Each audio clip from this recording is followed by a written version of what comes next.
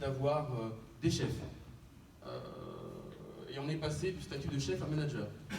Mais le manager est souvent resté un chef. L'idée, c'est que le manager bascule pour amener ses équipes derrière lui.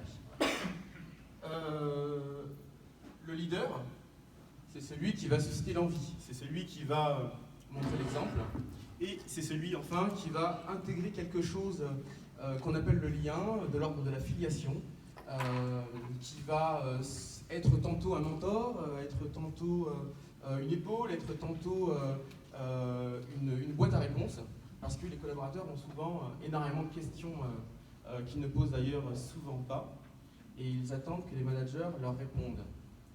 Donc ça, c'est un des problèmes majeurs des managers, qui se rendent compte qu'ils n'ont pas répondu aux questions qu'on ne leur a pas posées, et ça pose des problématiques en fait dans la business unit. Comment est-ce qu'on explique cette notion de chef et de leader? On l'explique parce que les temps changent. Quand moi j'ai commencé à bosser, enfin je n'ai pas non plus une expérience énorme, hein. En tout cas quand j'ai commencé à bosser, on avait encore le Minitel, il y avait encore le télétexte, donc les choses ont quand même pas mal évolué en très peu de temps.